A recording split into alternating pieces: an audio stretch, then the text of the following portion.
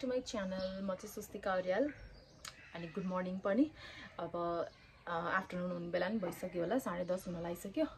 अनि म चाहिँ आधी घण्टा जति भयो उठेको भर्खरै उठेको म पनि अनि फ्रेस भए चिया खाए अनि यसो टिकटक स्क्रोल गरिरहेको थिएँ मैले अनि मैले ठ्याक्क त्यहाँ देखेँ के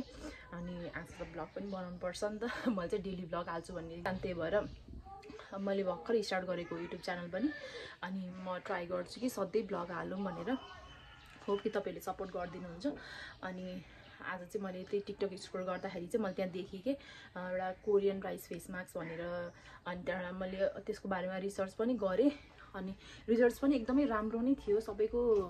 राम्रो नै देखेँ मैले रिजल्ट हैन लेट्स होप हामी पनि ट्राई गरौँ कस्तो हुँदो रहेछ रिजल्ट अनि अहिले चाहिँ मेरो फेसमा पिम्पल्स पनि आइरहेको छ यी दुईटा अहिले चाहिँ सुकेको छ मैले आइसले यतिको बनाएको हो नत्र त सुन्निरहेको थियो कि टन भइरहेको थियो आइस लगाइदिएको त सर्लकै बस्यो मैले 2 दिन जति लाएँ आइस बिहान र बेलुका गरेर लगाएको बस्यो कि आइस चाहिँ मेरो लागि चाहिँ एकदमै राम्रो एकदमै मेरो लागि हैन तपाईहरुको लागि पनि राम्रो नै हुन्छ डेली नभए विकमा 3 चोटी युज गर्दा पनि एकदमै राम्रो हुन्छ आइस चाहिँ आफ्नो स्किनको लागि चाहिँ आइस भनेको चाहिँ एकदमै राम्रो हो के त्यसले ब्लड सर्कुलेसन पनि एकदमै राम्रो गराउँछ तपाईहरुलाई लाउनु न लगाउनु ट्राई गर्नु अनि त्यसपछि रिजल्ट त तपाईहरु आफैले देखिहाल्नुहुन्छ लेट्स सी अब हामी पनि नयाँ कुरा ट्राई गर्न जाँदैछौँ मैले नि अहिलेसम्म face mask rice face mask भनेर बनाएर चाहिँ लगाएको छैन अनि पिगमेन्टेसनहरु पनि छ यतातिर अलिअलि अब हेरौँ कतिको बेनिफिट हुँदो रहेछ हाम्रो स्किनको लागि राइस फेस मास्क अब त्यो बनाउन त धेरै डिफ्रेन्ट तरिकाहरु पनि छ तर हामी पनि त्यही डिफ्रेन्ट तरिकाहरुबाट चाहिँ एउटा तरिका चाहिँ हामीले पनि ट्राई गरौँ हैन अनि कतिको रिजल्ट कस्तो दिँदो रहेछ अनि एकदमै युजफुल एकदमै राम्रो रिजल्ट दियो भने त विकमा 2 चोटी एप्लाई गर्दा पनि भयो स्किनलाई आफ्नो स्किनलाई राम्रो त हो नि हैन ग्लोहरु आउँछ ट्राई गरौँ लेट्स सी होप कि तपाईहरुलाई मन पर्छ धन्यवाद मन पर्यो भने लाइक पनि गरिदिनु होला कोरियन स्किन केयरको लागि चाहिँ मैले यो चामल भिजाइसकेको छु थोरै मात्र मैले मात्र लाउने हो नि त अनि त्यही भएर मैले थोरै चामल लिएको छु 2 चम्चा जति भए पनि हुन्छ अनि त्यसपछि एकछिनलाई भिज्न दिम अनि एकछिन भिज्छ आधी घण्टा 1 घण्टा जति भिजेपछि चाहिँ वी विल स्टार्ट अगेन है त यो चामल चाहिँ भिजिसकेको छ अब यसलाई पखालौँ 2 चोटी वाश गरौँ मैले चाहिँ प्यानमा पकाउन लागेको छु किनभने थोरै छ नि त अलिकति पानी हाल्दै पकाउनु पर्छ थोरै छ अनि त्यही भएर तपाईहरुलाई चाहिँ जुन भाँडामा कम्फर्टेबल लाग्छ त्यही भाँडामा पकाउन सक्नुहुन्छ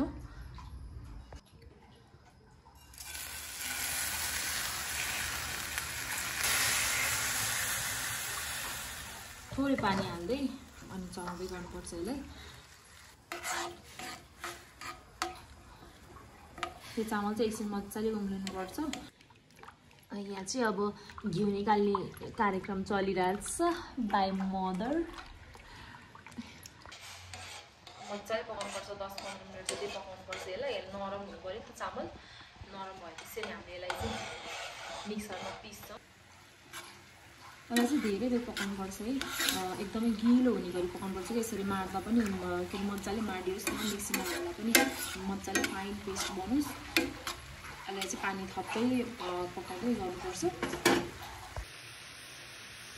यो चामल चाहिँ हो यतिको पाक्नुपर्छ यतिको भएको छ पकाउँदा अब यतिको ठिक छ पेस्ट बनाउनलाई अनि एकछिनपछि यसलाई सेलाउन दिएर एकछिनपछि चाहिँ मिक्सरमा हालेर पिस्नुपर्छ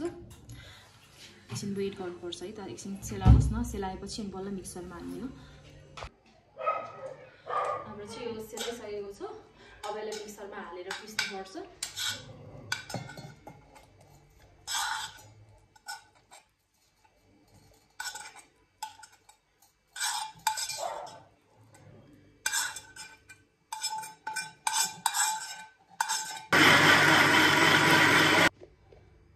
यतिको पेस्ट भयो हामीलाई चाहिँ यतिकै नै चाहिने हो अब यति मात्र लिन लागेको छु मैले चाहिँ अब यसमा चाहिँ हामीले 2टा इन्ग्रेडियन्ट मिसाउनु पर्छ त्यो चाहिँ अप्सनल हो तपाईहरुले मिसाए पनि भयो नमिसाए पनि भयो थोरै एलोभेरा जेल र अनि त्यसपछि लेमन हाल्छु थोरै त्यो चाहिँ अप्सनल हो है हाफको पनि हाफ थोरै त्यसपछि लेमन हालिसकेपछि थोरै aloe vera jail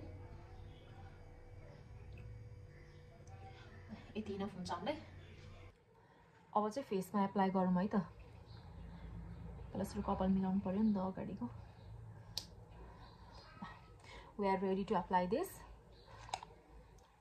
You can see the fine piece logo. हल्का ड्राई ड्राई भयो के फरक पर्दैन कस्तो मिठो स्मेल आएको के त्यो एलोभेराको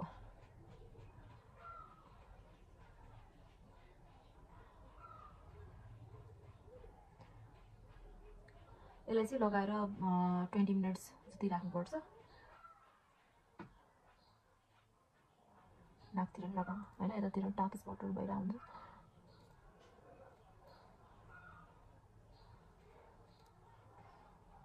मैले चाहिँ लगाइसकेको छु अब यो राखौँ हैन 15-20 मिनट जति राख्ने अनि त्यसपछि वाश गर्दा नि भयो नभए यतिकै कुनै सफा कपडाले चाहिँ पुस्दा पनि हुन्छ मेरो चाहिँ सुकिसक्यो यस्तो भइरहेछ यतातिर पनि पुरै दह्रो भइरहेछ के अब चाहिँ म धुन्छु लेट्स सी द रिजल्ट है त लेट्स वाश इट त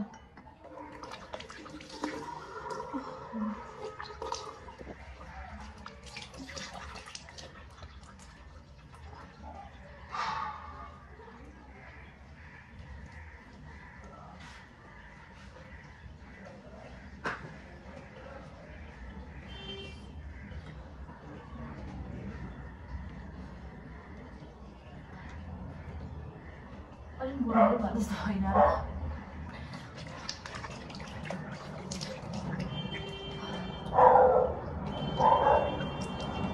यहाँ चाहिँ अलिक मजाले माडेर धुनुपर्छ